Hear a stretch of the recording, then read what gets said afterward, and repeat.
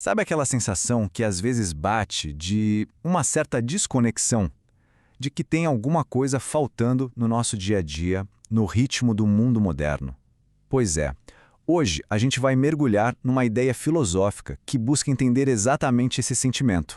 É uma pergunta que, olha, paira no ar para muita gente. Afinal, de onde vem essa sensação de vazio? A resposta, segundo a fonte que a gente está analisando aqui, pode estar num jeito de pensar que a gente adota, muitas vezes sem nem se dar conta. Então, a fonte que a gente se baseia chama essa ideia de filosofia da pequenez. O nome já é bem sugestivo, né? Bora entender o que isso quer dizer na prática. Pensa assim, é como se fosse uma visão de mundo que vira telescópio ao contrário, sabe?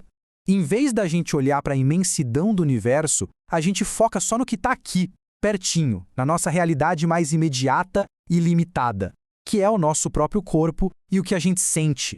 Bom, mas é aqui que o negócio começa a ficar um pouco mais complicado. Essa perspectiva, que à primeira vista parece supernatural, pode acabar transformando o nosso próprio corpo numa espécie de prisão. Parece estranho, né?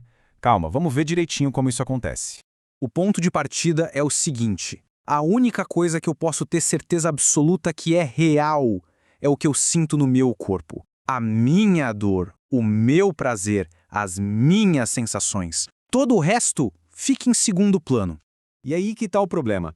Pensa bem, eu nunca vou saber exatamente como é a dor de cabeça de outra pessoa e ninguém vai sentir o meu entusiasmo do mesmo jeitinho. É como se as nossas sensações fossem ilhas particulares, sabe? Impossíveis de serem compartilhadas de verdade. O que isso quer dizer, então? Que, segundo essa filosofia, toda a nossa comunicação é, no fundo, uma espécie de faz de conta. A gente usa palavras, usa símbolos para tentar descrever o que está sentindo, mas nunca consegue uma conexão de verdade, direta. É tudo fingido, como a própria citação diz.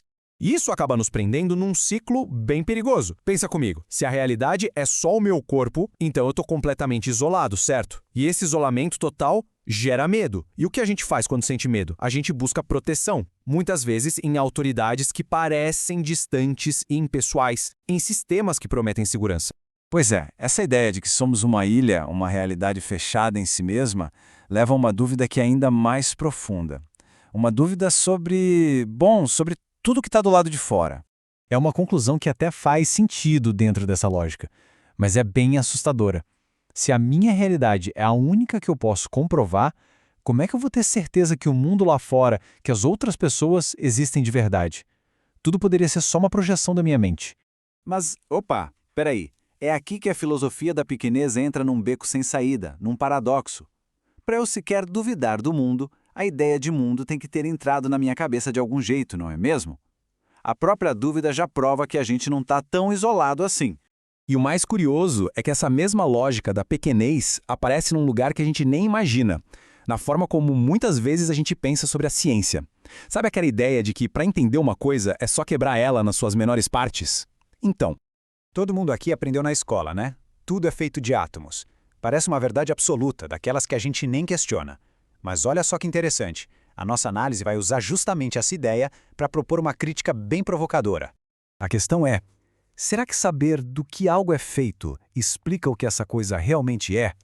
Saber que uma casa é feita de tijolos e cimento me diz o que é um lar? Acho que não, né?